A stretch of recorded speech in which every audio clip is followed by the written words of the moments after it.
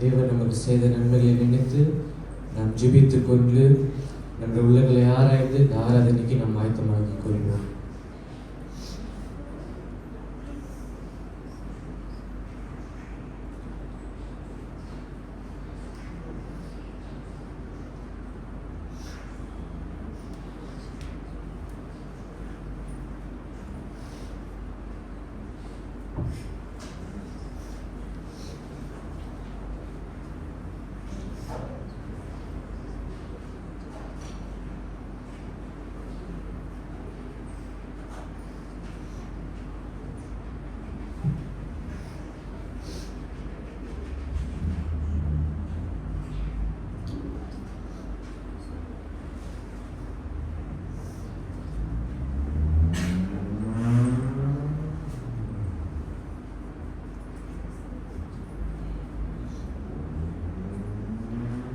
சங்கீதம் 95:1-3 நான் வாசிக்கிறேன். கர்த்தரை கம்பீரமாய் பாடி நம்முடைய இரட்சணிய கண்மலை சங்கீர்த்தன பண்ண கடவோம் பாருங்கள். துதித்தலுடனே அவர் சந்நிதிக்கு முன்பாக வந்து சங்கீதங்களால் அவரை ஆர்ப்பரித்து பாட கடவோம். கர்த்தரே மகா தேவனும் எல்லா தேவர்களுக்குள்ளும் மகா ராஜனுமாய் இருக்கிறார். அந்த பரிசுத்த தேவனை நாம் யாவரும் போற்றி பாடும் வண்ணமாக நாம் யாவரும் எழுந்து நின்று ஆதியும் நீரே அந்தமும் நீரே மாறிடா நேச துதி உமக்கு கைகளை தட்டி இந்த பாலை நாம் பாடுவோம்.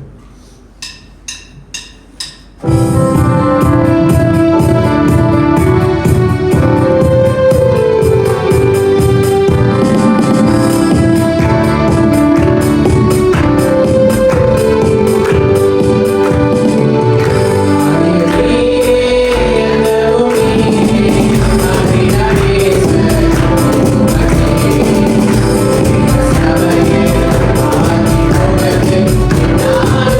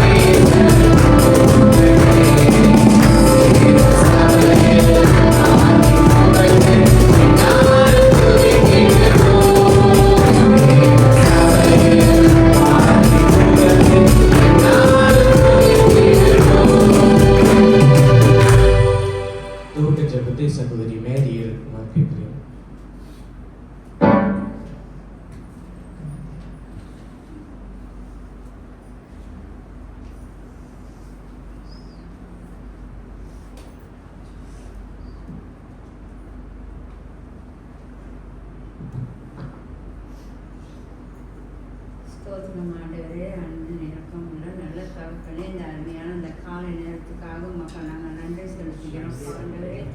அப்பா அந்த ஒரு வார காலமாக ஆண்டவரே உங்களுடைய கண்மணியை போல எங்களை ஒவ்வொருத்தரையும் ஒவ்வொரு குடும்பத்தையும் பாதுகாத்து வழிநடத்தி வந்த எங்கள் அன்பான தகப்பனே உமக்கு இந்த கால நேரத்தில் நன்றி செலுத்திக்கிறோம் அப்பா. இப்படியாக இந்த கால நேரத்தில் ஆண்டவரே அப்பா உங்களுடைய ஆலயத்தில் ஒரு குடும்பமாக ஆண்டவரே எங்களை கொண்டு வந்து சேர்த்து உங்களுடைய கிருபைக்காக உமக்கு நன்றி செலுத்திக்கிறோம் அப்பா. ஆண்டவரே ஐயா தகப்பனே எங்கள் குற்றம் குறைய பாவங்களை அனைத்தையும் மன்னித்து இந்த காலை நேரத்தில் ஆண்டவரை துதிக்க கொடுத்த கிருபைக்காக உமக்கு நன்றி செலுத்திக்கிறோம். எங்களோட பாதம் உடைய சன்னதியில் பட வைத்ததுக்காக உமக்கு நன்றி செலுத்திக்கிறோம் அப்பா. ஆண்டவர் அப்பா ஆண்டவர் ஐயா இந்த நாள் நடக்கிற எல்லா காரியத்திலும் தேவனாய காத்தப்பா தகப்பனே நீங்க கூட இருந்து வழி நடத்துங்க அப்பா. ஆண்டவர் எங்க ஊழியக்காரர்களையும் நீ வழி நடத்துங்க அப்பா. சபை மக்களை வழி நடத்துங்க அப்பா. இன்றைக்கு நடக்கிற ஊழியர்களை ஆண்டவர் நீங்க ஆசீர்வதிங்க அப்பா. இப்படி ஊழியத்தை எடுத்து செய்யற குடும்பத்தை ஆசீர்வதிங்க தகப்பனே அப்பா. பாட்டு நடத்துகிற மகளை நீங்க எடுத்து பயன்படுத்துங்க அப்பா. இசை வாசிக்கிற ஒவ்வொரு பிள்ளைகளையும் நீங்க எடுத்து பயன்படுத்துங்க அப்பா. நீங்க கொடுத்த நல்ல தாழ்ந்துக்காக உங்களுக்கு நாங்கள் நன்றி செலுத்துகிறோம் அப்பா. ஆண்டவர் ஐயா தகப்பனுடைய வேதத்தை வாசிக்கிற சகோதரிகள் நம்முடைய கருத்துல ஒப்பு வைக்கிறோம் ஆண்டவர். ஆவியானவர் கூட இருந்து எல்லாத்தையும் நடத்துங்க அப்பா. ஆண்டவர் வெளியே ஊழியத்துக்கு போயிருக்கிற ஒவ்வொரு பிள்ளைகளையும் உடைய கருத்துல ஒப்பு கொடுக்குறோம்ப்பா. தேவனாக தகப்பன் நீங்க எடுத்து எல்லாத்தையும் பொதுப்படுத்தி நடத்த கிருபை செய்யுங்க அப்பா. ஆண்டவர் அப்பா ஒரு வர காலமாக ஆண்டவர் ஒவ்வொருத்தரும் நீங்க பாதுகாத்தீங்க ஆண்டவர். இந்த நாலு ஆண்டவர் எங்களை முற்றும் உங்களுடைய கருத்துல ஒப்பு வைக்கிறோம் ஆண்டவர். நீங்களே எல்லாத்தையும் பொறுப்பெடுத்து நடத்தி ஆசீர்வதிக்குமாறு இயேசுவின் நாமத்தில் செபிக்கிறோம் எங்கள் நல்ல தகப்பனே. நாம் இன்ற வண்ணமாக இரண்டாவது பாலை நாம் பாடுவோம். தேவனுக்கு மகிமை, தெய்வத்திற்கு மகிமை பாடுவோம்.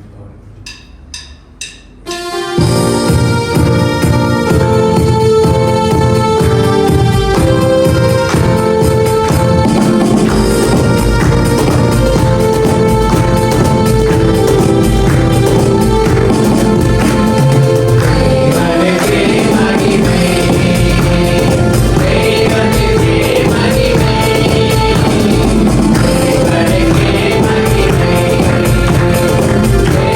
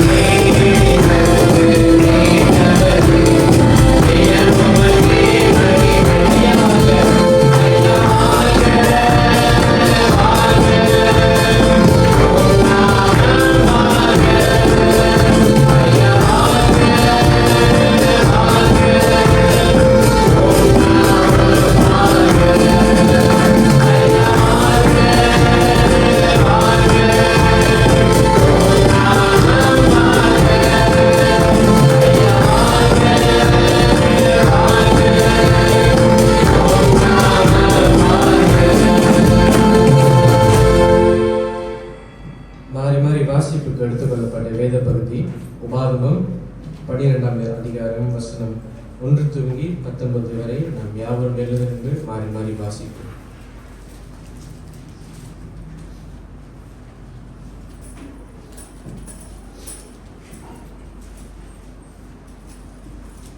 மாறி மாறி வாசிக்க எடுத்துக்கொண்ட பகுதி உபாகமம் 12 வசனம் 1 தொடங்கி 19 வரை. உங்கள் பிதாக்களின் தேவனாகிய கர்த்தர் உங்களுக்கு சுதந்திரித்துக் கொடுக்கிற தேசத்திலே நீங்கள் பூமியில் உயிரோடு இருக்கும் நாளெல்லாம் கைக்கொண்டு நடக்க வேண்டிய கட்டளைகளும் நியாயங்களும் ஆவன. நீங்கள் சுமந்துவிடும் ஜாதிகளும் தங்கள் தேவர்களை சேவித்த உயர்ந்த மலைகள் மேலும் மேடுகளின் மேலும் பச்சையான சகல மரங்களின் கீழுள்ள இடங்களெல்லாம்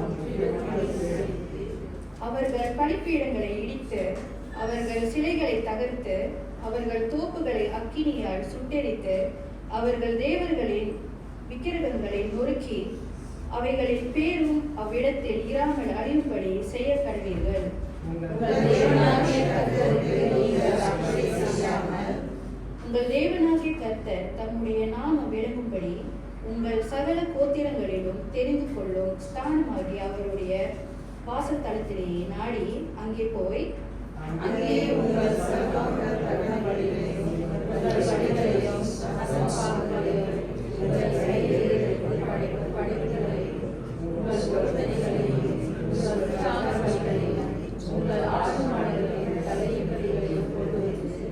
அங்கே உங்கள் தேவனாகிய கர்த்தருடைய சந்நிதியிலே புசித்து நீங்கள் கையிட்டு செய்ததும் உங்கள் தேவனாகிய கர்த்தர் உங்களை ஆசீர்வதித்துமான யாவுக்காகவும் நீங்களும் உங்கள் குடும்பத்தாரும் சந்தோஷப்படுவீர்களாக.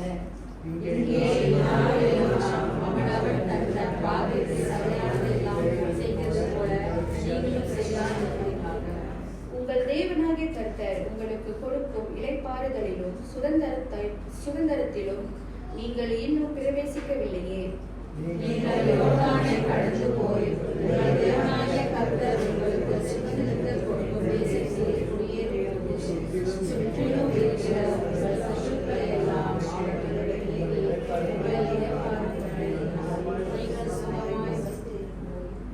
உங்கள் தேவனாகிய கர்த்தர் தமது நாமம் விளங்கும்படி தெரிந்து கொள்ளும் ஒரு இடம் உண்டாயிருக்கும். அங்கே நீங்கள் நான் உங்களுக்கு கட்டளையிட்ட யாவையும் உங்கள் சர்வாங்க தகனங்களையும் உங்கள் பலிகளையும் உங்கள் தசம பாகங்களையும் உங்கள் கையில் எடுத்து படைக்கும் படைப்புகளையும் நீங்கள் கர்த்தருக்கு சேர்த்து கொள்ளும் விசேஷித்த எல்லா பொருட்களையும் கொண்டு வந்து உங்கள் தேவனாகிய கர்த்தருடைய சந்நிதியில் நீங்களும் உங்கள் குமாரரும் உங்கள் குமாரத்திகளும் உங்கள் வேலைக்காரரும் உங்கள் வேலைக்காரர்களும் உங்களோடு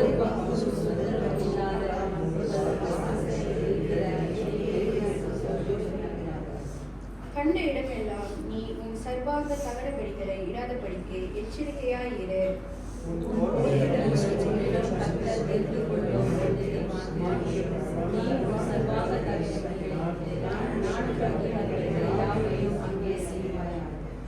ஆனாலும் உன் தேவனாகிய கர்த்தர் உனக்கு அருளும் ஆசீர்வாதத்திற்கு தக்கதாய் நீ உன் வாசல்களில் எங்கும் உன் இஷ்டப்படியே மிருக ஜீவன்களை அடித்து புசிக்கலாம். தீட்டுப்பட்டவனும் தீட்டுப்படாதவனும் அவைகளை வெளிமானையும் கலைமானையும் புசிக்கிறது போல புசிக்கலாம்.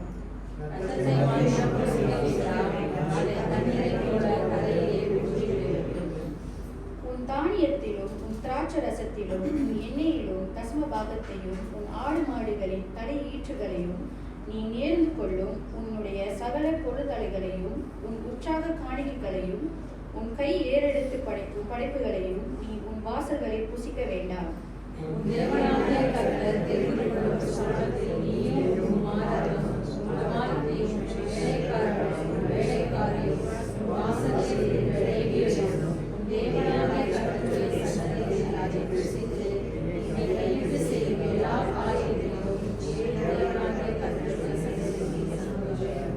இறுதி வசனம் சேர்ந்து வாசிப்போம்.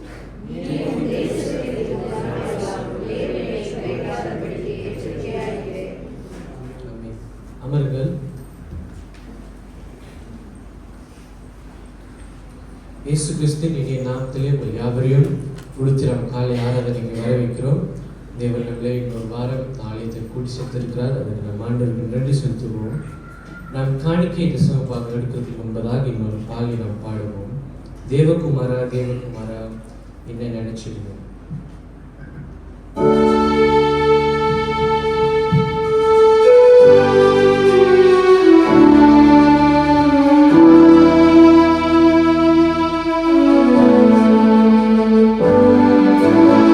தேவகுமாரா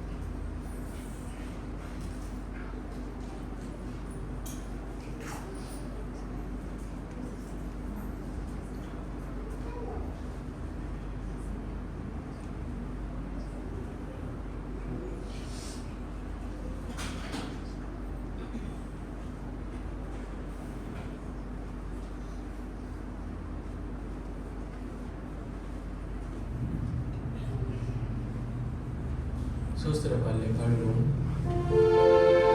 பூலோகத்தாரே யாவரும் கர்த்தாவில் களி கூருங்கள். ஆனந்தத்தோடு சோஸ்திரம் செலுத்தி பாட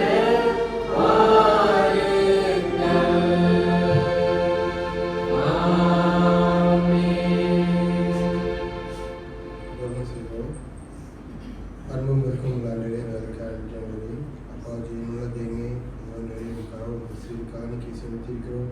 அந்த காணிக்கையை ஆசீர்வதிக்குமாறு ஜெயிக்கிறோம். ஆண்டவரே, நாங்கள் ஒரு வார காலமாக எங்களை நல்லபடியாக வேலைக்கு கொண்டு வருவதற்கான பலன்களை சோஸ்திரம் ஆண்டவரே. அப்பா, அந்த காணிக்கையை நல்லபடியாக அந்த தலைவர்கள் பயன்படுத்த அவர்களுக்கு அதிக ஞானத்தை கொடுக்குமாறு ஜெயிக்கிறோம். ஆண்டவரே, உங்களுடைய கிருபை இந்த சபையில் எப்பொழுதுமே இருக்க அமைச்சு இயேசு நாமத்திற்கும் ஜீவனுள்ள பிதாவே. நாம் போதக ஜபத்துக்கு கண் செல்வது முன்பதாக நாம் யாவரும் எழுந்து நின்ற ஜெப சிந்தையோடு பணிந்திடுவேன் நாமத்தை இந்த பாடலை நாம் பாடுவோம். பாடலுக்கு பிறகு சகோதரர் டேனி போதக ஜபத்தில் வழிநடத்துவார்.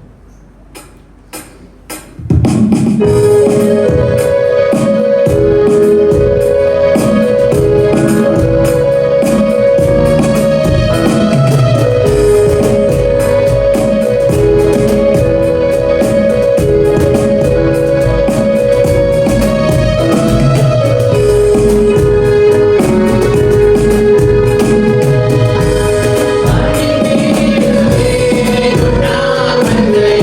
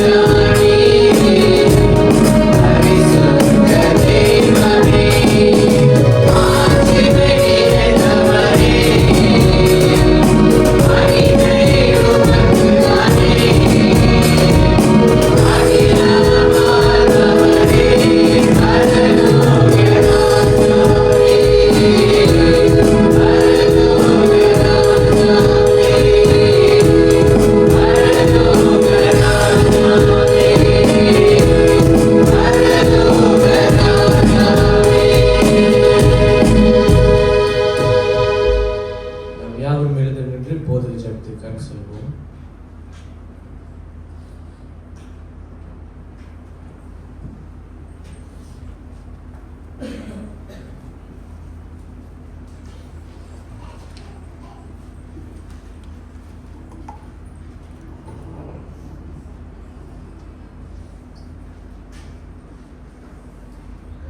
மகிமை மாற்றுமை நிறைந்த இந்த ஜீவனுள்ள பரம்பிதாவே, அப்பா அந்த காலை வேலைக்காக மறுபடியுமாக நாங்கள் நன்றிகளை செலுத்துகிறோம்.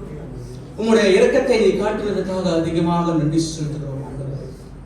அப்பா இந்த வேலை கூட ஆண்டவரே, நீர் எங்களை குடும்பமாக ஆண்டவரே இந்த ஆலயத்துக்கு நீர் அழைத்து வந்ததுக்காக நாங்கள் மிகுந்த நன்றி செலுத்துகிறோம். நீர் எங்க மேல் எவ்வளவு அன்பு வைத்திருக்கிறேன் ஆண்டவரே. நீர் மகா பெரியவரா இருக்கிறதுக்காக அந்த காலை வேலையில நாங்கள் அதிகமாக நன்றி செலுத்துகிறோம். நீர் இரக்கம் பாராட்டுகிற தேவனா இருக்கிறதுக்காக நன்றியா இருக்கும் ஆண்டவரே. நீர் அல்பாவும் உமேகாவும் இருந்த ஆண்டவரே எங்களுக்கு வலியுறுத்துவதற்காக நன்றி செலுத்துகிறோம். அப்பா அந்த ஒரு வாரம் முழுக்க ஆண்டவரே இல்ல கண்மணி போல் காத்து ஆசீர்வதித்ததுக்காக நன்றி. பல நேரத்தில் ஆண்டவரே நாங்கள் வேதனை அடைந்திருக்கிறோம். பல நேரத்தில் ஆண்டவரே நாங்கள் துக்கம் அடைந்திருக்கிறோம் ஆண்டவரே. வழிகளை நாங்கள் சுமந்து கொண்டிருக்கிறோம். ஆனாலும் ஆண்டவரே நீர் ஒரே தேவனாக இருக்கிறேன். எங்களோட வழியை போக்குகின்ற தேவனா இருக்கிறதுக்காக நன்றி சொல்றோம். உண்மையே நாங்கள் நோக்கி பார்க்கிறோம் ஆண்டவரே. எங்களோட கோரிக்கை உமக்கே நாங்கள் வைக்கிறோம் ஆண்டவரே. நீரே பதில் அளிக்கிற தேவனா இருக்கிறதுக்காக அந்த காலை வேளையில நாங்கள் நன்றி சொல்றோம். நீர் அன்பானவர் ஆண்டவரே, மகிமையின் தேவன் ஆண்டவரே, வல்லமையின் தேவன் ஆண்டவரே, பரிசுத்தரா இருக்கிறதுக்காக அந்த காலை வேளையில அதிகமாக நன்றி செலுத்துகிறோம். நல்ல ஒரு ஆராதனை செய்யும்படியாக எங்களுக்கு கிருபை அளித்ததுக்காக நன்றி. காலையிலே ஆண்டவரே எனக்கு எழுந்து வரும்படியாக எங்களுக்கு பலத்தை நீ கொடுத்ததுக்காக நன்றி செலுத்துகிறோம். ஒவ்வொரு நாளும் எங்களை யோசித்து வருவதற்காக நன்றி செலுத்துகிறோம். அப்பா நீ நல்ல தேவன் ஆண்டவரே, உமக்காக அதிகமாக நன்றி செலுத்துகிறோம். பாடலில் நடத்தின மகனுக்காக நன்றி செலுத்துகிறோம். சுராட்சியை ஆசீர்வதற்காக நன்றி. நல்ல ஒரு வார்த்தை கொடுத்ததுக்காக அதிகமாக நாங்கள் நன்றி செலுத்துகிறோம். அப்பா அவருடைய பிள்ளைகள் ஆண்டவரே சிறப்பாக வாசிக்கிறார்கள் ஆண்டவரே. இவர்களுக்கு நீ கொடுத்த அந்த ஞானத்துக்காக தாழ்ந்ததுக்காக நாங்கள் நன்றிகளை செலுத்துகிறோம். வேத வாசிப்பும் நீர் ஆசீர்வதற்காக நன்றி. இவர்களையும் ஆண்டவரே தொடர்ந்து சிறப்பாக வாசிக்க ஆண்டவரே கணக்கை தர வேணுமாக கெஞ்சுகிறோம். அப்பா அந்த வேலையில கூட ஆண்டவரே உங்களுடைய திவ்ய செய்தியோட மகனுக்காக நாங்கள் சுபிக்கிறோம். மகன் தர்மியனுக்காக நாங்கள் வருகிறோம் ஆண்டவரே. அந்த மகனோடு தங்கியிருந்ததுக்காக நன்றி செலுத்துகிறோம். அந்த மகனை இந்த ஊழிய பாதையை நீ பயன்படுத்துறதுக்காக நன்றி செலுத்துகிறோம். இன்னும் அதிகமாக நீ பயன்படுத்த வேண்டுமாக கெஞ்சுகிறோம். அவரையும் ஒரு குடும்பத்தாரையும் ஆசீர்வதிக்கிறோமாக கேட்டுக்கொள்கிறோம். அப்பா அந்த வேலையில் கூட அவர் ஆயத்தப்பட அந்த செய்தி ஆண்டவரே எங்களுக்கு மிகுந்த பிரயோஜனமாக இருக்க ஆண்டவரே. மாறுகின்ற இடத்துல நாங்கள் மாற ஆண்டவரே நீ உதவி செய்யணுமாக கெஞ்சுகிறோம். எங்களை பலப்படுத்துகிற தெய்வம் நமக்கு நன்றி செலுத்துகிறோம். இந்த காலை வேலையில கூட ஆண்டவரே அப்பா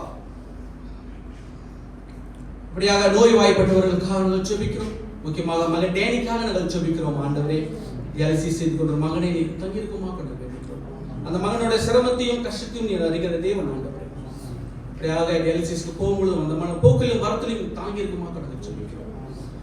அப்பா அந்த மகன் அந்த சோர்வான சூழ்நிலையிலும் ஆண்டவரே இப்படியாக கிரேப் போட்டுக்கிறான்னு நாங்கள் கேள்விப்பட்டோம் ஆண்டவரே. அந்த மகனுக்கு அந்த செய்கின்ற வேலையின் பலத்தினை தர வேண்டுமாக நாங்கள் ஜெபிக்கிறோம். அவரும் ஒரு குடும்பத்தாரையும் ஆசீர்வதிக்கிறோமாக கொடுத்துக்கிறோம். கொடுக்கப்பட்ட பிள்ளைகளுக்காக நன்றி செலுத்துகிறோம். கொடுக்கப்பட்ட ஒய்ஃப்காக நன்றி செலுத்துகிறோம் ஆண்டவரே. இவர்கள் எல்லாத்தையும் ஆசீர்வதியும் ஆண்டவரே. அப்பா அந்த வேலையில் ஆண்டவரே மகள் திரேசாக்காக நாங்கள் வருகிறோம் ஆண்டவரே. அந்த மகளோட வேதனையும் இதை கூட தேவன் ஆண்டவரே. அந்த காலில் இருக்கிற இந்த வலி இந்த வேதனைகள் கடந்த போற நேரம் ஆண்டவரே அதிகமான வேதனையாக இருக்கும். ஆனாலும் அந்த மகள் ஆண்டவரை உண்மையே நோக்கி பார்க்கிற மகளாக இருக்கத்தக்க உங்களிடத்துல ஜெபிக்கின்ற மகளாக இருக்கத்தக்க உதவி செய்யும் ஆண்டவர். உங்களிடத்துல கேட்க முடியாத உதவி செய்யும். அப்பா நீ பூர்ண சுகமளிக்கிற தேவன் ஆண்டவரே. நீ பெரிய மருத்துவராக இருக்கிறதுக்காக நன்றி செலுத்துகிறோம். அந்த மகளுக்கும் நீ இறங்க விடமாக கூட நாங்கள் ஜெபிக்கிறோம் ஆண்டவர். நீ அந்த மகளை காத்துக்கொள்ளணும்ப்பா. இந்த காலை வேளையில் ஆண்டவரே முதியவர்களுக்கும் தாயாருக்கும் நாங்கள் ஜெபிக்கிறோம். அப்படியாக பார்வதி தாயார் பார்வதி முத்துசாமிக்காக நாங்கள் ஜெபிக்கிறோம். தாயார் பார்வதி மணியம்காக நாங்கள் ஜெபிக்கிறோம். தாயார் ஜோயினாக்காக நாங்கள் ஜனவாக்காக நாங்கள் ஜெபிக்கிறோம் ஆண்டவரே. அப்பா தாயார் லீடியாக்காக நாங்கள் மற்ற தாய்களுக்காக நாங்கள் ஜெபிக்கிறோம் ஆண்டவரே. இவர்களை நீ காத்துக்கொள்ளும் ஆண்டவரே. இந்த வயதான காலத்தில் ஆண்டவரே பல சோதனைகள் இருக்கும், பல வருத்தங்கள் இருக்கும். ஆனாலும் எல்லா வருத்தங்களையும் நீ போக்கின்ற தேவன் ஆண்டவரே. உம்மிடத்திலே அவர்கள் நோக்கி வர, உம்மிடத்திலே அவர்கள் ஊழியம் செய்ய, பூர்ண பலத்தையும் பூர்ண சுகத்தையும் தர வேண்டுமாக நாங்கள் கெஞ்சுகிறோம் ஆண்டவரே. இவர்களையும் காத்துக்கொள்ள வேண்டுமாக நாங்கள் வேண்டிக் கொள்கிறோம் ஆண்டவரே. இந்த காலை வேளையில் ஆண்டவரே, இப்பயாக வேலை செய்கின்ற பிள்ளைகளுக்காக நாங்கள் சுபிக்கிறோம். வேலை தேடிக்கொண்டிருக்கிற பிள்ளைகளுக்காக நாங்கள் காலை வேளையிலே கெஞ்சுகிறோம் ஆண்டவரே. அப்படியாக அந்த வேலையானது ஆண்டவரே, ஞாயிற்றுக்கிழமை ஓய்வு நாளாக இருக்கின்ற வேலை இவர்கள் தேட நீ உதவி செய்யும். சபையை தேடுகிற பிள்ளைகளாக இருக்கத்தக்க நீ உதவி செய்யணுமாக நாங்கள் செஞ்சுக்கிறோம் ஆண்டவரே. அப்பா, நல்ல வேலை, தகுந்த வேலை இவர்களுக்கு நீ தர வேண்டுமாக இந்த காலை வேலையிலே நாங்கள் வேண்டிக் கொள்கிறோம். அப்பா, அந்த வேலையில் ஆண்டவரே, சிங்கையிலிருந்து வேலை செய்வதற்காக நாங்கள் சுபிக்கிறோம். இவர்களோட போக்கிலும் வரத்திலும் ஆண்டவரே நீ பாதுகாப்பை தர வேண்டுமாக சுபிக்கிறோம். பல மத்தியிலே சூழ்நிலைகள் ஆண்டவரை இவர்கள் சென்று கொண்டு வருகிறார்கள். இவர்களுக்கு ஆண்டவரே அந்த பாதுகாப்பை தர வேண்டுமாக நாங்கள் கெஞ்சுகிறோம் ஆண்டவரே. இந்த காலை வேளையில் அந்த பிள்ளைகளுக்காக வருகிறோம். அப்பா, அந்த சிறு பிள்ளைகளுக்காக நாங்கள் செபிக்கிறோம் ஆண்டவரே. இந்த சிறு வயதிலே ஆண்டவர் அந்த பிள்ளைகள் உண்மையே தேடத்தக்க நீ உதவி செய்யும். தாய் தகப்பன் கீழ்ப்படுத்த பிள்ளைகளாக ஜீவிக்கின்ற பிள்ளைகளாக மாற நீ உதவி செய்யும் ஆண்டவரே. அப்பா, உங்களுடைய வார்த்தையை நோக்கி பார்க்கின்ற பிள்ளைகளுக்காக செபிக்கிறோம் ஆண்டவரே. இவர்கள் ஸ்கூலுக்கு செல்லும் பொழுது ஆண்டவர் எங்கு சென்றாலும் உங்களுடைய நாமத்தை மகிமைப்படுத்துகிற பிள்ளைகளாக மாற நீ உதவி செய்யுமாக நாங்கள் காலை வேளையிலே நாங்கள் கெஞ்சுகிறோம் ஆண்டவரே. அப்பா, யூத்துக்காக நாங்கள் செபிக்கிறோம் ஆண்டவரே. இந்த பருவமானது ஒரு முக்கியமான பருவமாக இருக்கிறது ஆண்டவரே. இந்த வாழ்க்கையில் ஆண்டவரே உண்மையே அவர்கள் தொழுது கொள்ள நீ உதவி செய்யும் ஆண்டவரே. பல நேரத்தில் பல சூழ்நிலைகளை இவர்கள் தவறி போவார்கள் ஆண்டவரே. ஆனாலும் ஆண்டவரே, நீர் ஒரே தேவனை அவர்கள் புரிந்து கொண்டு அவர்கள் ஜீவிக்கும்படியாக உதவி செய்யும். நல்ல நண்பர்களை தேடுகிற பிள்ளைகளாக மாற உதவி செய்யும். உங்களுடைய வேதத்தை நோக்கி பார்க்கின்ற பிள்ளைகளாக மாற உதவி செய்யும். இவர்கள் ஒவ்வொரு மக்களும் விசேஷமான காத்திருமாங்க. எங்க இருந்தாலும் நம்முடைய தேவன் நம்மோடு இருக்கிறார் என்று இவர்கள் புரிந்து ஜீவிக்கும்படியாக உதவி செய்யும். இந்த காலை வேளையிலே நாங்கள் கெஞ்சுகிறோம். அப்பா, அந்த வேளையில் ஆண்டவரே, தாய் சபையான பெத்லெஹேம் சபைக்காக நாங்கள் வருகிறோம். இந்த சபையின் ஆசீர்வாதம் நடக்கின்ற கூட்டத்தை நீ ஆசீர்வதிக்குமாக கெஞ்சுகிறோம். உங்களுடைய ஊழியர்களை நீ விசேஷமான காத்திரமாக ஜெபிக்கிறோம் ஆண்டவரே. அப்பா, அந்த வேலை கூலாய் சபைக்காக நாங்கள் ஜெபிக்கிறோம். இன்று நடக்கின்ற ஆராதனை ஆண்டவரே நாம மகிமைப்பட நடக்க நீ உதவி செய்யும் ஆண்டவரே. கமாஸ்காக நான் வருகிறோம், நுசைனாக்காக நான் வருகிறோம் ஆண்டவரே. அங்கு நடக்கின்ற ஊழியர்களை விசேஷமாக நீ காத்திருக்கிறோமாக ஜெபிக்கிறோம். உங்களுடைய பிள்ளைகள் ஆண்டவரே காலையிலே ஆண்டவரை எழுந்து உங்களுடைய சபைக்கு தேடி வர உதவி செய்யணுமாக நாங்கள் வேண்டிக் கொள்கிறோம் ஆண்டவரே. அப்பா, அந்த காலை வேளையில் ஆண்டவரே நூசாயின்காக சென்றிருக்கிற எங்களுடைய பாஸ்டருக்காக நாங்கள் ஜெபிக்கிறோம். பாஸ்டராக அந்த மகனோட தங்கிடும் ஆண்டவரே. அந்த மகன் செய்கிற ஊழியத்தை காத்திருக்கிறோமாக நாங்கள் ஜெபிக்கிறோம். அப்பா, உண்மையே நோக்கி வருகிற மகனை ஆண்டவரே நீர் பாதுகாக்க வேண்டுமாக நாங்கள் ஜெபிக்கிறோம் ஆண்டவரே. ஊழிய பாதை கடினமான பாதை ஆண்டவரே. அந்த பாதையை செய்யும் பொழுது ஆண்டவரே பூர்ண பலத்தை அந்த மகளுக்கு தர வேண்டுமாக பூர்ண பாதுகாப்பை தர வேண்டுமாக ஜெபிக்கிறோம். அவரோட குடும்பத்தை ஆசீர்வதியும் என்று இன்னும் அந்த மகன் சிறப்பாக ஊழியம் செய்ய அந்த மகனோடு காத்திருக்குமாக நாங்கள் ஜெபிக்கிறோம்.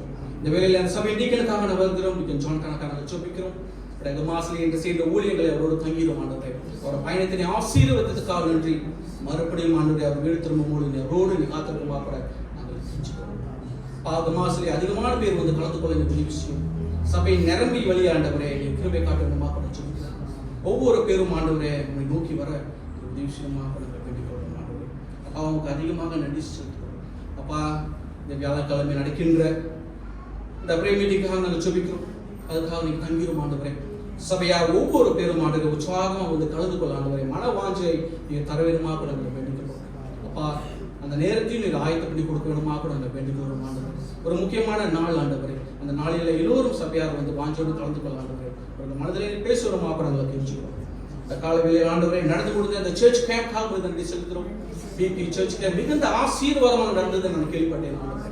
அதுக்காக மிகுந்த நன்றி செலுத்துகிறோம். நல்ல ஒரு பருவநிலை கொடுத்ததுக்காக நன்றி. நல்ல ஒரு போதகரை கொடுத்ததுக்காக, நல்ல ஒரு மெசேஜ் கொடுத்ததுக்காக நன்றி செலுத்துகிறோம் ஆண்டவரே. இதெல்லாம் உங்களுடைய கிருபையாக இருக்கிறது ஆண்டவரே. உங்களுடைய பிள்ளைகள் எங்கே ஒன்று கூடுகிறார்களோ அங்கே இருக்கிற தேவனாக இருக்கிறார் ஆண்டவரே. இந்த கால வேளையிலே அதிகமாக உங்களுக்கு நன்றி செலுத்துகிறோம். ஒவ்வொரு பேருக்கும் பலத்தையும் சுகத்தையும் கொடுத்தாண்டவரே மறுபடியும் வீடு திரும்பும்படியாக நீ உதவி செய்து அப்பா, அந்த கற்றுக்கொண்ட காரியங்கள் ஆண்டவரே என்னோட வாழ்க்கைக்கு மிகுந்த பிரயோஜனமாக இருக்க அதை பயன்பாட்டில் கொண்டு வர ஆண்டவரே. மனதிலே பேசுகிறோமா கூட நாங்கள் கெஞ்சுகிறோம். அதிகமாக நன்றி செலுத்துகிறோம் ஆண்டவரே. எங்களோட வாழ்க்கையில நீர் பலனாக இருக்கிறீர் ஆண்டவரே. வலிமையோடு நீங்கள் வாழ்க்கையில வழிநடத்துகிற தேவனாக இருக்கிறதுக்காக அந்த காலை வேலை அதிகமாக நன்றி செலுத்துகிறோம் ஆண்டவரே. சில நேரத்தில் நாங்கள் விழுந்து போயிருக்கோம். சில நேரத்தில் நாங்கள் பாவம் செய்திருக்கிறோம் ஆண்டவரே. வேதனையான காரியங்கள் செய்திருக்க கூடும். நீர் எங்களை மன்னிக்க வேண்டுமா கூட இந்த காலை வேலையில கெஞ்சுகிறோம் ஆண்டவரே. எங்களோட பாவங்களை நாங்கள் அறுக்கடியும்படியாக ஆண்டவரே இது உதவி செய்யும். முற்றுமாக எங்களை கழுவி சுத்திகரிக்க வேண்டுமா கூட சொல்லிக்கிறோம். அப்பா, அந்த வேலையிலே உங்களுடைய கல்வாரி சிலுவை மகத்தை கூட நாங்கள் கண்ணோக்கி பார்க்கிறோம் ஆண்டவரே. நீர் பட்ட பாடுகள், பட்ட வேதனைகள், பட்ட துன்பங்கள், பட்ட வலிகள், இதெல்லாம் இந்த காட்சியை நாங்கள் பார்க்கும் பொழுது நீர் எங்களுக்காக செய்தீர் ஆண்டவரே. எங்களுடைய பாவங்கள் மன்னிக்கப்படக்கூடியதாக நீ அந்த கல்வாரி சிலுவையில் ஒப்பு கொடுத்திருக்கிறேன். அது என்றுமே நாங்கள் நினைத்த பக்கம் பிள்ளைகளாக இருக்க நீ உதவி செய்யுமா. எங்கள் குற்றம் குறைகள் பாவங்கள் யாவும் இருந்தால் நீ மன்னிக்க வேணுமா கூட இந்த காலை வேளையில நாங்கள் கெஞ்சுகிறோம். எங்களை சுத்திகரித்த ஆண்டவரே, பரிசுத்தமாக அந்த காலை வேளையில நாங்கள் பங்கு கொள்ள எங்களுக்கு உதவி செய்யும். நீரை பருக வேண்டும், நாங்கள் சிறுக வேண்டும். ஆண்டவரே, நேற்று பால் ஒப்பு கொடுத்து இந்த ஜெபத்தை எடுக்கிறோம் எங்க ஜீவன உள்ள பரம்பிதாவே.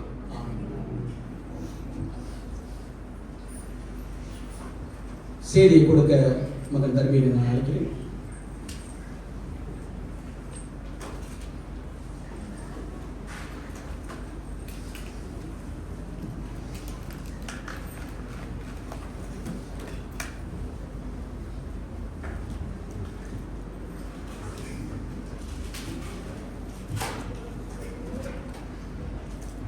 யாக்கோப்பு 3ஆம் அதிகாரம் வசனம் 13 தொடங்கி 18 வரையிலும். யாக்கோப்பு 3ஆம் அதிகாரம் வசனம் 13 தொடங்கி 18 வரையிலும். உங்களில் ஞானியும் விவேகியுமாய் இருக்கிறவன் எவனோ அவன் ஞானத்துக்குரிய சாந்தத்தோடே தன் கிரிகைகளை நல்ல நடக்கினாலே காண்பிக்க கடவன். உங்கள் இருதயத்திலே கசப்பான வைராக்கியத்தையும் விரோதத்தையும் வைத்தீர்களானால் நீங்கள் பெருமை பாராட்டாதீர்கள். சத்தியத்திற்கு விரோதமாய் பொய் சொல்லாமல் இருங்கள். இப்படிப்பட்ட ஞானம் பரத்திலிருந்து இறங்கி வருகிற ஞானமாயிராமல் லௌகீக சம்மதமானதும் ஜென்ம சுபாவத்துக்குரியதும் பேய்த்தனத்துக்கு அடுத்துமாய் இருக்கிறது. வைராக்கியமும் விரோதமும் எங்கே உண்டோ அங்கே கலதமும் சகல துச்செய்களும் உண்டு.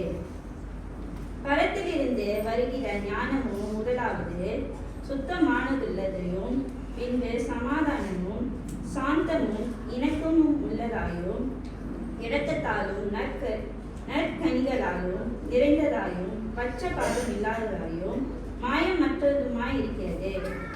நீதியாகிய கனியானது சமாதானத்தை நடப்பிக்கிறவர்களாலே சமாதானத்தினாலே விதைக்கப்படுகிறது. ஆமென்.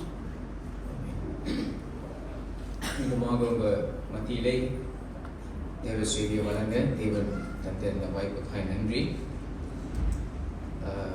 மெய்யாகவே இது ஒரு ஆசீர்வாதம். தேவனுடைய ஆலயத்தில் கூடி வந்து ஆண்டவரை ஒரு குடும்பமாக ஒரு சபையாக ஆராதனை செய்வது. பிரியமானவர்களே, இன்றைக்கு என்னுடைய தேவ செய்தியை ஒரு சிறிய ஒரு கதையோடு நான் துவங்க விருக்கிறேன். ஒரு கிராமத்துல ஒரு அறிஞர் இருந்தாராம். இவர் ஒரு அறிஞர். எதில் அறிஞர் என்று பார்க்கும்போது அவர் ஒரு பெரிய பொருளாதார நிபுணராய் அவர் இருந்தார். ஒரு எக்கனாமிஸ்ட், ஒரு எக்கனாமிக் எக்ஸ்பர்ட்டாக அவர் இருந்தார். இவரை தேடிக்கொண்டு நிறைய தேசங்களிலிருந்து ராஜாக்கள் வருவார்கள். அவர்களுடைய தேசங்களினுடைய பொருளாதாரத்தை மேம்படுத்துவதற்காக ஆலோசனை கேட்க வருவார்கள். ஒரு நாள் இந்த ஊரில் இருக்கிற தலைவர்கள், இந்த கிராமத்தில் இருக்கிற தலைவர்கள் இந்த அறிஞரிடம் வந்தார்களாம். வந்து கேட்டார்களாம், அறிஞரே, நீங்க இவ்வளவு பெரிய ஆளா இருக்கிறீங்க, இவ்வளவு பெரிய ஞானியா இருக்கிறீங்க, உலகத்தில் இருக்கிற ராஜாக்கள் எல்லாம் உங்களை தேடி வராங்க. ஆனா உங்களுடைய மகன் ஒரு முட்டாளாக அவன் இருக்கிறான், ஒரு அடிமுட்டாளாக அவன் இருக்கிறான் அப்படி என்று. அதற்கு அறிஞர் கேட்டாராம், ஏன் அப்படி சொல்றீங்க அப்படின்னு. அப்ப இவங்க சொல்றாங்க, அதுக்குள்ள காரணத்தை அவங்க சொல்றாங்க. அனுதினமும் உங்க மகனை நாங்க கூப்பிடுவோம், அறிஞரின் மகனே இங்க வா, உன்கிட்ட ஒரு கேள்வியை கேட்கணும் அப்படின்னு. உங்க மகனும் எங்க கிட்ட வருவாரு. அப்ப நாங்க கேட்போம், வெள்ளி நாணயமும் தங்க நாணயமும் எது விலை உயர்ந்தது என்று. நாணயம்னா தெரியுதா? Coins, shilling. வெள்ளி நாணயமும் தங்க நாணயமும் எது விலை உயர்ந்தது என்று. அதற்கு உங்க மகன் சொல்லுவாரு, வெள்ளி நாணயம்னு. எவ்வளவு கேவலம், உங்க மகனுக்கு தெரியாதா? இதை கேட்டோன்னு அந்த அறிஞருக்கு ஒரு பக்கம் ரொம்ப கவலை, ஒரு பக்கம் ரொம்ப கோபம். அப்ப அவரோட மகனை கூப்பிடுறாரு. இங்க வா அப்படின்னு. அப்ப அவரும் வராரு. வெள்ளி நாணயமும் தங்க நாணயமும் எது விலை உயர்ந்தது அப்படின்னு கேட்கும்போது அவன் மகன் சொல்றான்னா தங்க நாணயம் சொல்றாரு. அங்க வெள்ளி நாணயம் சொல்லிட்டு அவங்க அப்பா கேட்கும்போது தங்க நாணயம்னு சொல்றாரு. அவங்க அப்பாவுக்கு ரொம்ப கோவம் வந்துருச்சு. அப்ப எதுக்கு ஊர்ல இருக்கிற தலைவங்க உன்கிட்ட கேட்கும் போது வெள்ளி நாணயம்னு சொன்னேன் அப்படின்னு. அப்ப அவர் சொன்னாராம், அப்பா நான் ஒவ்வொரு நாளும் பள்ளிக்கூடத்துக்கு போகும்போது இவங்க எனக்கு கூப்பிடுவாங்க, என்கிட்ட இதை கேள்வி கேட்பாங்க.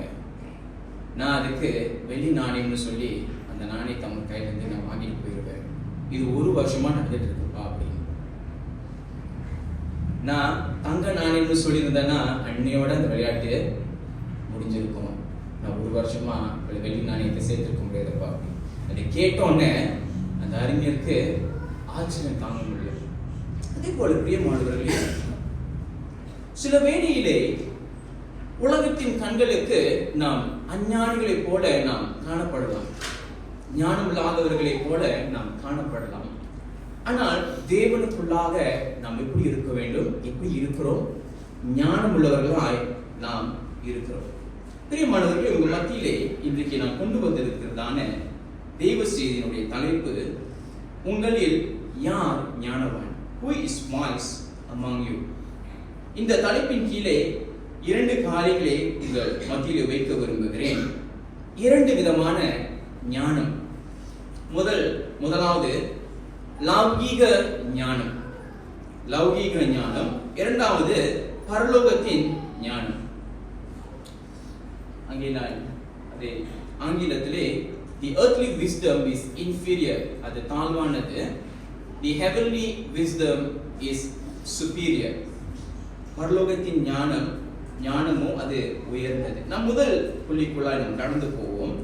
லௌகீக ஞானம் அது தாழ்வானது. பிரியமானவர்களே, முதலாவது ஞானத்துக்கும் அறிவுக்கும் உள்ள வித்தியாசத்தை நாம் அறிந்து கொள்ள வேண்டும். We have to know the difference between wisdom and knowledge.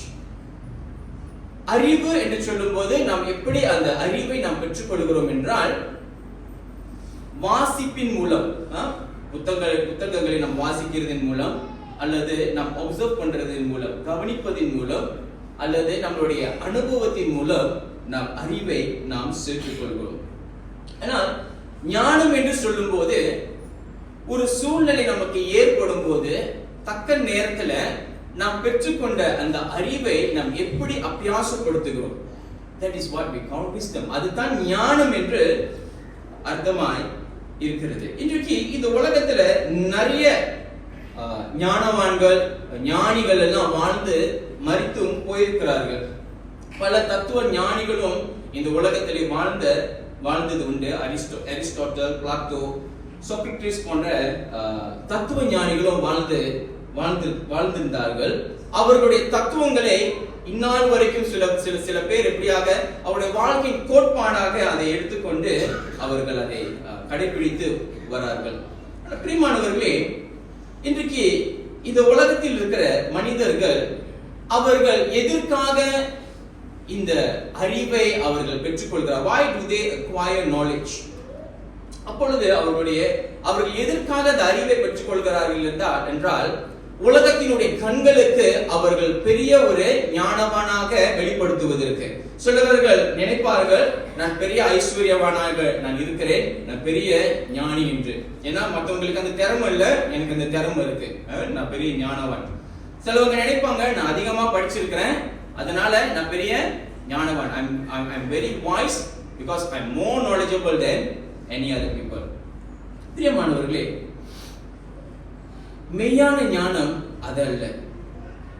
சில வேளையிலே இப்படிப்பட்ட சாதனைகளை இந்த உலகத்தார்கள் அவர்கள் பெறும்போது அவர்கள் அதை எப்படி பெறுகிறார்கள் என்று வேதம் சொல்லுகிறது. நாம் வாசிப்போம். யாக்கோபு 3வது அதிகாரம் 13வது வசனத்தில் பார்ப்போம். மன்னிக்கவும், 14வது வசனத்தில் நாம் பார்ப்போம்.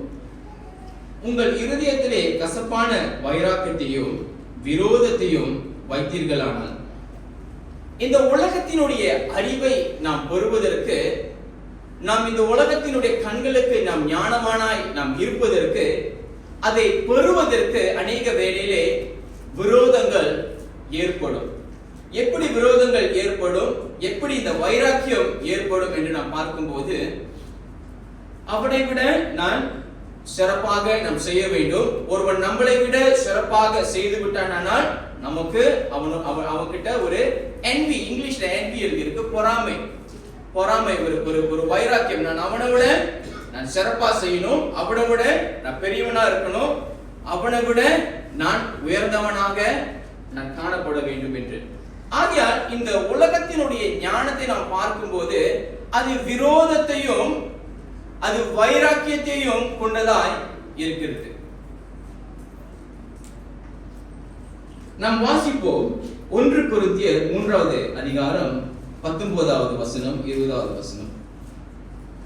1 கொரிந்தியர் 3ஆம் அதிகாரம் வசனம் 19 20.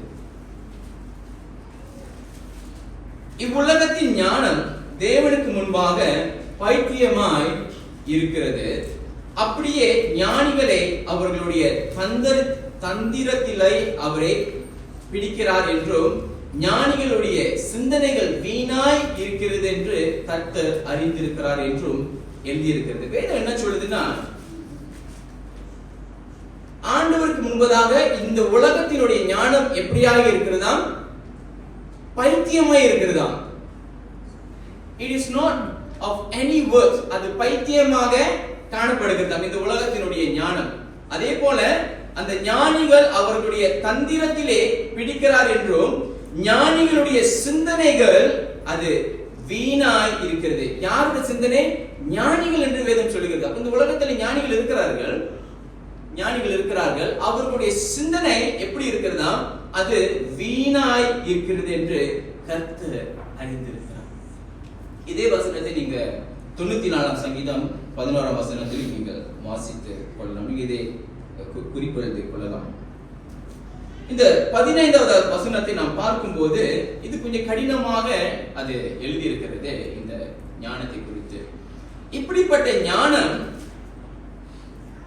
14-15 சேர்ந்து வாசிப்போம். உங்கள் இருதயத்திலே கசப்பான வைராக்கியத்தையும் விரோதத்தையும் வைத்தீர்களானால் நீங்கள் பெருமை பாராட்டாதிருங்கள், சத்தியத்திற்கு விரோதமாய் பொய் சொல்லாமலும் இருங்கள். இப்படிப்பட்ட ஞானம் பரத்திலிருந்து இறங்கி வர ஞானமாய் இராமல் லௌகீக சம்பந்தமானதும் ஜென்ம சுபாவத்துக்கு உரியதும் பேய்த்தனத்துக்கு அடுத்ததுமாய் இருக்கிறது. ஆகையால் வேதம் சொல்லுகிறது, இந்த உலகத்தினுடைய ஞானம், இந்த உலகத்தினுடைய அறிவு எப்படி இருக்கிறதுனா, அது லௌகீக சம்பந்தமானதும் ஜென்ம சுபாவத்திற்கு அது உரியதும் பேய்த்தனத்துக்கு அது அடுத்ததுமாய் இருக்கிறது. பேய்த்தனம் என்று சொல்லும் போது பிரியமானவர்களே, அது ரொம்ப ஒரு கடினமான ஒரு வார்த்தை, ரொம்ப ஒரு இனிமான ஒரு ஒரு ஒரு வார்த்தை. யாரையும் நம்ம பார்த்து இவன் ஒரு பேய், இவன் ஒரு பிசாசுன்னு நம்ம சொல்ல மாட்டோம். நீங்க பார்க்கறத பார்த்தா சொல்லுவீங்க போல. சரி, அது அப்புறம் பார்த்துக்குவாங்க. அந்த பேய்த்தனம் உள்ள சிந்தனைகள், பேய்த்தனம் உள்ள நடத்தை என்று நாம் பார்க்கும்போது அது ஜென்ம சுபாவத்தோடு கூட அது ஒற்றி வருகிற காரியங்கள். லௌகிக ஞானம் அப்படித்தான் இருக்கிறதா? அப்ப நம்ம யோசித்து பார்க்க வேண்டும், நம்மளுடைய ஞானம் எப்படியாப்பட்ட ஞானம்? லௌகீக சம்பந்தப்பட்ட ஞானமாய் இருக்கிறதா அல்லது பரலோகத்தின் ஞானமாக இருக்கிறதா? நமக்கு ஜென்ம சுபாவம் நம்மை ஆளுகை செய்கிறதா அல்லது ஆவின் கனிகள் நம்முடைய வாழ்க்கையிலே நம்மை ஆளுகை செய்கிறதா? ஆவியானவர் நம்மை ஆளுகை செய்கிறதா என்று நாம் சிந்தித்து பார்க்க வேண்டும். உலகத்தினுடைய கண்களுக்கு நாம் ஞானியாக இருக்க வேண்டும் என்று நாம் விரும்ப வேண்டிய அவசியம் கிடையாது. We don't have to be wise in the eyes of the world. நம் உலகத்துக்கு நாம் ஞானிகளாய் இருக்க வேண்டும் என்று நாம் விருப்பப்பட வேண்டாம். ஏனென்றால் தேவன் அதை வெறுக்கிறார். வாசியுங்கள் 1 கொரிந்தியர் 1ஆம் அதிகாரம் வசனம் 19 25. அது கொஞ்சம் சீக்கிரமா வாசிங்க. 1 கொரிந்தியர் 1ஆம் அதிகாரம் வசனம் 19 25. இதை பார்த்துட்டு நம்ம இரண்டாவது புள்ளிக்குள்ள 1 கொரிந்தியர் 1ஆம் அதிகாரம் வசனம் 19 25. அந்தபடி ஞானிகளுடைய ஞானத்தை நான் அழித்து புத்திசாலிகளுடைய புத்தியை அவமாக்குவேன் என்று எழுதியிருக்கிறது. ஞானி எங்கே? வேத பாரகன் எங்கே? இப்பிரபஞ்சத்திற்கு தர்க்காஸ்திரி எங்கே? இவ்வுலகத்தின் ஞானத்தை தேவன் பைத்தியமாக்கவில்லையா? எப்படி எனில் தேவ ஞானத்துக்கு ஏற்றபடி உலகமானது சுய ஞானத்தினாலே தேவனை அறியாதிருக்கையில் பைத்தியமாக தோன்றுகிற பிரசங்கத்தினாலே விசுவாசிகளை ரட்சிக்க தேவனுக்கு பிரியமாயிற்று. யூதர்கள் அடையாளத்தை கேட்கிறார்கள், கிரேக்கர் ஞானத்தை தேடுகிறார்கள். நாங்களோ சிலுவையில் அறையப்பட்ட கிறிஸ்துவை பிரசங்கிக்கிறோம். அவர் யூதருக்கு இடரலாயும் கிரேக்கருக்கு பைத்தியமாயும் இருக்கிறார். ஆகிலும் யூதரானாலும் கிரேக்கரானாலும் அவர்கள் அழைக்கப்பட்டிருக்கிறார்களோ அவர்களுக்கு கிறிஸ்து தேவ பலனும் தேவ ஞானமுமாய் இருக்கிறார். இப்படி தேவனுடைய பைத்தியம் எனப்படுவது மனுஷருடைய ஞானத்திலும் அதிக ஞானமாய் இருக்கிறது. தேவனுடைய பலவீனம் எனப்படுவது மனுஷனுக்கு பலத்திலும் அதிக பலமாய் இருக்கிறது. ஆகையால் பிரியமானவர்களே, இந்த உலகத்தினுடைய ஞானம் தேவன் வெறுக்கிறார். ஏன் அவர் வெறுக்கிறார் என்று பார்க்கும்போது அது தேவனுடைய சித்தத்துக்கு புறமாக அது செயல்படுகிறது. தேவனுடைய படிப்பினைகளுக்கு அது புறமாக அதில் செயல்படுகிறது. ஆக முக்கியமாக தேவன் ஏன் இந்த லௌகிக ஞானத்தை அவர் வெறுக்கிறார் என்றால் அது சத்தியத்திற்கு புறம்பாக. சத்தியம் என்றால் என்ன? கிறிஸ்துவானவர் அவர் மெய்யாகவே இந்த உலகத்திலே நம்முடைய பாவங்களுக்காக அவர் வந்தார், அவர் மரித்தார், அவர் அடக்கம் பண்ணப்பட்டார், அவர் உயிர்த்தெழுந்தார் என்கிற இந்த சத்தியத்தை ஏற்றுக்கொள்ள முடியாமல் இருக்கிற ஒரு சிந்தை, இந்த உலகத்தின் சிந்தை, இந்த உலகத்தினுடைய ஞானம், அது ஏற்றுக்கொள்ள முடியல. அது ஏற்றுக்கொள்ளாதபடியால், அது ஏற்றுக்கொள்ள முடியாது இருப்பதினால் அவருடைய சிந்தை எப்படி இருக்கிறதா? வீணாய் இருக்கிறது. அந்த சத்தியத்தை அவர்களால் அதை ஏற்றுக்கொள்ள முடியவில்லை என்று வேதம் சொல்லுகிறது. ஆகையால் பிரியமானவர்களே, இந்த சத்தியத்தை ஏற்றுக்கொள்ள முடியாத இருக்கிற இந்த ஞானம், அதாவது இந்த லௌகிக ஞானம், அது எப்படி அது எப்படியாக அது செயல்படுகிறதாம்? நாம் மறுபடியும் நம்முடைய யாக்கோபு 3ஆம் அதிகாரத்துக்கு நாம் வருவோம். அது எப்படியாக அது செயல்படுகிறதாம்? அது கசப்பான வைராக்கியத்திலே அது செயல்படுகிறதாம், அது விரோதத்திலே அது செயல்படுகிறதாம். பிரியமானவர்களே, ஆக பிரியமானவர்களே, இன்றைக்கு ஆண்டவராகிய இயேசு கிறிஸ்துவை ஏற்றுக்கொண்ட நீங்களும் நானும், அதாவது இந்த சத்தியத்தை ஏற்றுக்கொண்ட நீங்களும் நானும் இன்னும் லௌகீக ஞானத்திலே நாம் செயல்பட்டு கொண்டிருக்கிறோமா, அல்லது பரலோக ஞானத்திலே நாம் செயல்பட்டு கொண்டிருக்கிறோமா? இந்த பரலோக ஞானத்தை குறித்த சில காரியங்களை நாம் அடுத்த புள்ளியிலே நாம் பார்க்க போகிறோம். இரண்டாவது புள்ளியாக, அதுதான் என்னுடைய கடைசி புள்ளி கூட, பரலோகத்தின் ஞானம். இந்த யாக்கோபு 3ஆம் அதிகாரம் 17வது வசனத்திலே நாம் வாசிக்கும் போது நான் வாசிக்கிறேன், அதை பரத்தில் இருந்து வருகிற ஞானமோ முதலாவது சுத்தம் உள்ளதாயும், பின்பு சமாதானமும் சாந்தமும் இணக்கமும் உள்ளதாயும், இரக்கத்தாலும் நற்கனிகளாயும் நிறைந்ததாயும், பட்சபாதம் இல்லாததாயும், மாயம் அற்றதாய் இருக்கிறது. 8 பண்புகளை குறித்து தேவன் அங்கே வேதம் அங்கே பதிவு செய்கிறது. இந்த பண்புகளை குறித்து சில காரியங்களை நாம் பார்ப்போம். நீங்க நினைக்க வேண்டிய 8 பண்புகள், அவன் 8யும் பேசி இன்னைக்கு நம்ம டீ டைம்க்கு தான் நம்மளை ரிலீஸ் பண்ணுவாங்க. 8 பண்புகள் தான். அந்த 8 பண்புகளையும் நான் சுருக்கமாக அது ஒவ்வொன்றாக நான் உங்களுக்கு நான் சொல்லி வருகிறேன். முதலாவது சுத்தம் உள்ளதாயும். இந்த கிரேக்க மொழியிலே இந்த சுத்தம் உள்ளதாயும் என்கிற இந்த வார்த்தைக்கு ஆக்னி என்று இருக்கிறது. ஆக்னி என்று சொல்லும்போது அதிலே 3 காரியங்கள் அடங்கி இருக்கிறது. ஆங்கிலத்தில் அது undivided, chaste, refined. அன்டிவைடட் என்று சொல்லும்போது ஒற்றை எண்ணம் கொண்டவன். இதெல்லாம் நான் தமிழ்ல அதை என்ன சொல்றது, நான் அதை மொழிபெயர்த்து நான் அதை ப்ரிப்பேர் பண்ணியிருக்கிறேன். ஸோ அப்படி அந்த வார்த்தையில் ஏதாவது தவறு பிழைகள் இருந்தால் நீங்கள் செய்தி முடிந்தவனே நீங்க என்கிட்ட சொல்லலாம். முதலாவது அன்டிவைடட், ஒற்றை எண்ணம் கொண்டவன். ஏன் ஒற்றை எண்ணம் கொண்டவன்? அவன் தேவ சித்தத்தை செய்வதில் அவன் ஒற்றை எண்ணம் கொண்டவன். ஆகையால் அவனுடைய சிந்தையானது தேவனுடைய சித்தத்தை செய்வது தான்.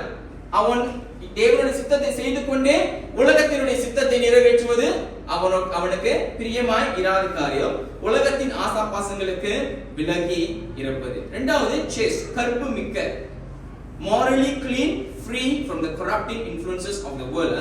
நன்னேறி உள்ளது, உலகத்தின் மோசமான ஈர்ப்புகளில் இருந்து விலகி இருப்பது, சுத்தம், cleaner. மூன்றாவது refined. It has been tested and purified like gold refined in a furnace. அக்கினியில் சோதிக்கப்பட்டு சுத்த பொன்னாக விளங்குவது. தேவன் நம்மை அப்படித்தான் சோதிப்பார். அக்கினியிலே நம்மை வைத்து நம்மை சோதிப்பாராம். நம் சுத்த பொன்னாக நாம் வருகிறோமா அல்லது வெந்து போகிறோமா? ஆக நம்முடைய சிந்தனையானது அது சுத்தமாக இருக்க வேண்டுமா? இரண்டாவதாக பீஸ் லவ்விங், சமாதானமும், சக மனுஷரோடு சமாதானமாய் இருப்பது. இதுதான் பரலோகத்தின் ஞானத்தில் உள்ள ஒரு பண்பு. எல்லாரோடும் சமாதானமாக இருப்பது. சமாதானம் உண்டு பண்ணுகிறவர்கள் தேவ புத்திரர் என்று அழைக்கப்படுவார்கள் என்று மத்தேயு 5:9 எழுதப்பட்டிருக்கிறது. மூன்றாவது காரியம், அது மூன்றாவது பண்பு சாந்தமும். 1 தீமோத்தேயு 3:3 நீங்க வாசிக்கலாம் இந்த சாந்தத்தை குறித்து. சாந்தம் அல்லது பொறுமை, சாந்தம் அல்லது பொறுமை, கோபத்தை கட்டுப்படுத்தக்கூடியவன், சண்டை பண்ணாதவன். நான் ஒவ்வொரு பண்புகளையும் சொல்லும் போது நாம் நம்மை சோதிக்க வேண்டும், நாம் நம்மை சோதித்து பார்க்க வேண்டும். இப்படிப்பட்ட பண்புகள் எனக்குள்ளாக இருக்கிறதா அல்லது இல்லையா என்று. நான்காவது easy to be entreated, submissive or compliant. இணக்கம் உள்ளதாயும். இந்த இணக்கம் உள்ளதாயும் என்று சொல்லும் போது அதற்கு அர்த்தம் என்னவென்றால் தேவனுடைய வார்த்தைக்கு கீழ்ப்படிய விருப்பமாய் இருப்பது, இணக்கமாய் இருப்பது. ஆண்டவருடைய வார்த்தைக்கு கீழ்ப்படிய ஒரு விருப்பம் இருக்கிறது நம்மளுக்கு. அப்படிப்பட்ட சுபாவம் நமக்கு இருக்கும். அப்படிப்பட்ட பண்பு பரலோக ஞானம் உடையவர்களுக்கு இருக்கும் என்று வேதம் சொல்லுகிறது. அது முரட்டாட்டம் பண்ணாமல் இருப்பது என்று அது அர்த்தமாய் இருக்கிறதா. ஐந்தாவது பண்பை நாம் பார்க்கும்போது இரக்கத்தாலும், full of mercy. இந்த mercy குறித்து, இந்த இரக்கத்தை குறித்து மத்தேயு 5:7 மலை பிரசங்கத்திலே இயேசு அங்கே பேசுகிறார். பிறனுக்கு நாம் இரக்கம் செய்வது கிறிஸ்துவில் ஒரு மிக முக்கியமான பண்பாக வேதத்திலே நாம் பார்க்கிறோம். ஏனென்றால் பிரியமானவர்களே, நாம் முற்காலத்திலே நாம் தண்டனைக்கு உட்பட்டவர்களாய் நாம் இருந்தோம். நித்திய தண்டனைக்கு, ஆக்கினைக்கு நாம் உட்பட்டவர்களாய் இருந்தோம். தேவன் நம்மேல் இரக்கமாய் இருந்ததுபடியால் கிறிஸ்துவான இயேசுவின் மூலம் பிதாவானவர் நம்முடைய பாவங்களை மன்னித்ததனால் இனி அந்த நித்திய தண்டனை நமக்கு இல்லை. இனி ஆக்கினை தீர்ப்பு நமக்கு இல்லை. யாருக்கு இல்லை? இயேசுவை விசுவாசிக்கிறவர்களுக்கு இல்லை.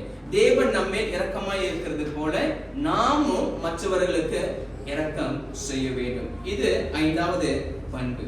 ஆறாவது பண்பு நாம் பார்க்கும்போது நற்கனிகளாலும் நிறைந்ததாயும். கிறிஸ்துவர்களாய் நாம் இருக்கும்போது பிரியமானவர்களே, நமது கனிகள் மூலம் நாம் அடையாளப்படுத்தப்படுகிறோம். கிறிஸ்துவை ஏற்றுக்கொண்ட பின் நமது வாழ்க்கையின் வழிமுறைகள் அது மாறுகிறது. வெளியரங்கமாக மாத்திரமல்ல, ஆக முக்கியமாக உள்ரங்கமான ஒரு மாற்றம் நாம் வெளிப்படுத்துகிறோம். உதாரணத்துக்கு, எல்லாவற்றையும் நாம் அன்போடு நாம் செய்வோம். மற்றவர்களுடைய உணர்வுக்கு நாம் முக்கியத்துவம் கொடுப்போம். மற்றவர்களை நாம் வேதனைப்படுத்த மாட்டோம். மற்றவர்களுடைய உணர்வுக்கு நாம் முக்கியத்துவம் கொடுப்போம். இந்த ஆவிக்குரிய கனியிலே நாம் வாசிக்கும் போது, இந்த கலாத்தியர் 5 அதிகாரம் 22-26 வசனத்தில் நீங்கள் வாசிக்கும் போது இந்த ஆவின் கனியை குறித்து எழுதியிருக்கிறது. இந்த நல்ல கனியை குறித்து எழுதியிருக்கிறது. 7வது காரியம் இம்பார்ஷியல், பட்சபாதம் பாராமல் இருப்பது, பட்சபாதம் இல்லாததாயும். நான் சிறு வயசுல இருக்கும் போது ஒரு போதகர் என்னிடம் சொன்னார், தர்மீன், நாம் எல்லாரும் எல்லாரையும் ஒரே அன்பிலே பார்க்க கற்றுக்கொள்ள வேண்டும். We need to learn how to love everybody in the same love. அப்படின்னா பாரபட்சம் பார்க்காம காண்பிக்கிற ஒரு அன்பு.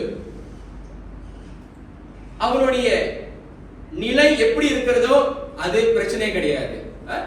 அவன் பணக்காரனாக இருக்கிறானோ, அவன் ஏழையாக இருக்கிறானோ, அவன் படித்தவனாக இருக்கிறானோ, அவன் படிக்காதவனாக இருக்கிறானோ, எல்லாரையும் ஒரே அன்பிலே பார்க்க நாம் கற்றுக்கொள்ள வேண்டும்.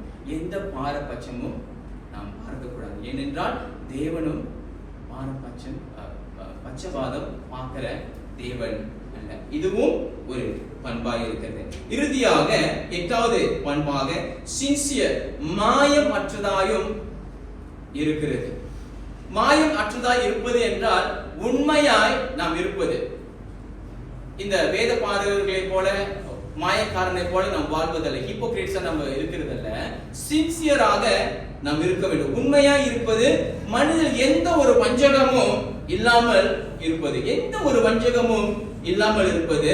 இது கசப்பான வைராக்கியமும் சுயநலமாய் இருக்கிற லௌகீக ஞானத்துக்கு முரண்பட்டு இருக்காது. It's totally contrast, totally opposite. லௌகீக ஞானம் அது விரோதத்தையும் கசப்புகளையும் அது வளர்த்து கொண்டிருக்கலாம். ஆனால் இந்த பரலோக ஞானம் உடையவர்கள் அப்படி அல்ல. நாம் அதற்கு முரண்பட்டு தான் நம்ம இருக்கிறோம். We are opposite to the earthly wisdom. பிரியமானவர்களே, இந்த பரலோகத்திலிருந்து வருகிற ஞானத்தை நாம் பார்க்கும்போது அது இயேசு கிறிஸ்துவானவர் தான் இந்த எல்லா பரலோகத்தின் ஞானத்தினுடைய பண்பு உடையவராய் அவர் இருக்கிறார். பிரியமானவர்களே, இயேசு கிறிஸ்து இந்த பூமியிலே அவர் வாழும்போது இந்த எல்லா பண்புகளையும் அவர் வெளிப்படுத்தினவராய் அவர் இருக்கிறார். ஆகையால் அவரை விசுவாசிக்கிற நாம், நீங்களும் நானும் அவரை ஏற்றுக்கொண்ட பின்பு நம்மளுடைய வாழ்க்கை எப்படியாக இருக்கிறது? இன்னும் அந்த ஜென்ம சுபாவத்தோடு நாம் இருக்கிறோமா? இந்த லௌகிக ஞானத்தோடு நாம் தொடர்ந்து ஒட்டி வாழ்ந்து கொண்டிருக்கிறோமா? அல்லது நாமும் இயேசுவின் சாயலுக்கு ஒப்பான சாயலாக பரலோகத்தின் ஞானம் உடையவர்களாக நாம் மாறுகிறோமா என்று நாம் சிந்திக்க வேண்டிய ஒரு நேரமாய் இருக்கிறது. மத்தேயு 16:26 சொல்லுகிறது, மனுஷன் உலகம் முழுவதையும் ஆதாயப்படுத்திக் கொண்டாலும் தன் ஜீவனை நஷ்டப்படுத்தினால் அவனுக்கு லாபம் என்ன? மனுஷன் தன் ஜீவனுக்கு ஈடாக எண்ணத்தை கொடுப்பான். பிரியமானவர்களே, நாம் பரலோக ஞானம் உடையவர்களாய் இருப்போமானால் நம்முடைய ஜீவனை நாம் நஷ்டப்படுத்த மாட்டோம். உலகத்தில் இருக்கிற எல்லாத்தையும் சம்பாதித்து, இந்த உலகத்தின் ஞானத்தோடு கூட இருந்து, இந்த உலகத்தின் ஞானத்தோடு நம்ம வாழ்ந்து, நம்ம இந்த உலகத்தையே நம்ம சம்பாதிக்கலாம். ஆனால் நம்முடைய ஜீவனை நாம் நஷ்டப்படுத்தினால் என்ன லாபம்? ஆகையால் தேவனுக்குள்ளாய் இருக்கிற நாம் பரலோக ஞானம் உடையவர்களாய் இருக்கிற நம்முடைய ஜீவனை நாம் நஷ்டப்படுத்த மாட்டோம். மாறாக தேவனின் வார்த்தையின்படி வாழ்ந்து கிறிஸ்துவுக்குள்ளாய் ஜீவனுடையவர்களாய் நாம் இருப்போம். என்னுடைய செய்தியை நான் முடிக்க விரும்புகிறேன். இந்த அறிஞருடைய மகனை போல நாமும் இருக்க வேண்டும். ஆனால் இந்த அறிஞரோட மகனுடைய அறிவும் கூட அது லௌகீக அறிவு.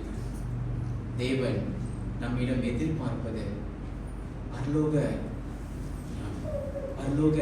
ஞானம், லௌகீக ஞானம் அல்ல. பிரியமானவர்களே, நம்முடைய தேவன் அவர் சர்வ ஞானி உள்ள தேவனாய் இருக்கிறார். ஆகையால் அவரை தொழுது கொள்கிற நீங்களும் நானும், அவரை தேவனாக ஏற்றுக்கொண்ட நீங்களும் நானும் அந்த பரலோக ஞானத்திலே நாம் செயல்பட ஆரம்பிக்க வேண்டும். வேதம் சொல்லுகிறது யாக்கோபு 1 அதிகாரம் 5 வசனத்துல, உங்களில் ஒருவன் ஞானத்தில் குறைவுள்ளவனாய் இருந்தால் யாவருக்கும் சம்பூர்ணமாய் கொடுக்கிறவரும் ஒருவரையும் கடிந்து கொள்ளாதவருமாகிய தேவனிடத்தில் கேட்க கடவன், அப்பொழுது அவனுக்கு கொடுக்கப்படும். நம்மளுக்கு ஞானம் பத்தலையா?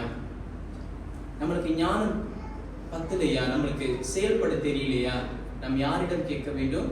தேவனிடம் கேட்க வேண்டும். வேதம் வேதத்தை சொல்றது, without finding fault, ஆண்டவர் நம்மிடத்திலிருந்து எந்த ஒரு குற்றத்தையும் எந்த ஒரு குறையும் நம்ம இடத்துல கண்டுபிடிக்க மாட்டார் நம்ம ஞானத்தை கேட்கும் போது.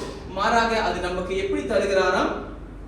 அது சம்பூரணமாய் அவர் நமக்கு தருகிறாராம். பிரியமானவர்களே, இன்றைக்கு நம் வீடு திரும்பும் போது நாம் பரலோக ஞானம் உடையவர்களாய் நாம் வீடு திரும்ப வேண்டும் என்கிற விருப்பத்தோடு நாம் வீடு திரும்புவதாக. காரணம், பரலோக ஞானமே அது உயர்ந்தது. தேவனுக்கு புறம்பாக இருக்கிற களங்கமும், வேதம் சொல்லுகிறது, தேவனுக்கு புறம்பாய் இருக்கிற களங்கமும் துச்செயலும் இருக்கிற உலகத்தின் ஞானத்தை நாம் முற்றிலுமாய் விட்டுவிட வேண்டும். ஆவியானவர் தாமே நமக்கு இந்த பரலோக ஞானத்தை கொடுத்து நம் அனுதினமும் நம் வாழ்கிற வாழ்க்கை ஆண்டவருக்குள்ளாக ஞானமாய் வாழ்வதற்கு, இந்த உலகத்திற்கு நாம் ஒரு சாட்சியாக வாழ்வதற்கு, பிறனுக்கு நாம் ஒரு பிரயோஜனமான ஒரு பாத்திரமாக நாம் வாழ ஆண்டவர் நமக்கு தொடர்ந்து உதவி செய்வாராக. நம் இறுதி பாடலுக்கு நாம் எழுந்து நிற்போமாக.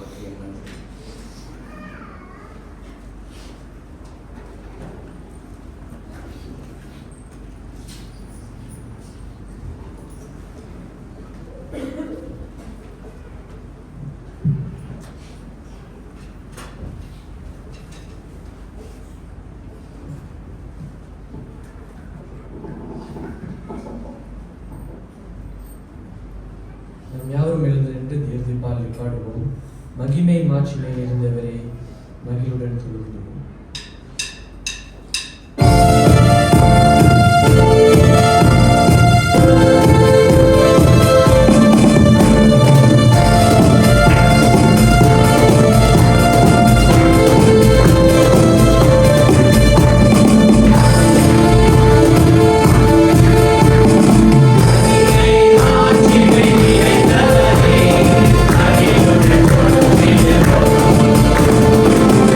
Hey!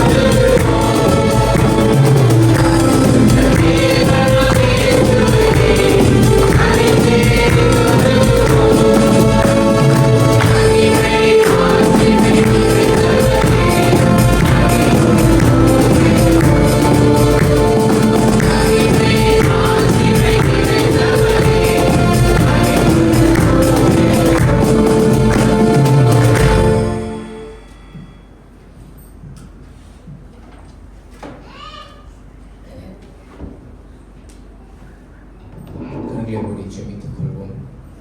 எங்களை அதிகமாய் நேசிக்கிற எங்கள் அன்பின் பரலோக தேவனே, இன்றைக்கு உங்களுடைய சன்னிதானத்தில் நாங்கள் கூடி வந்து உம்மை ஆராதனை செய்ய நீர் எங்களுக்கு கொடுத்த இந்த மாபெரும் சாக்கியத்துக்காக நாங்கள் மீண்டும் நன்றி செலுத்துகிறோம்.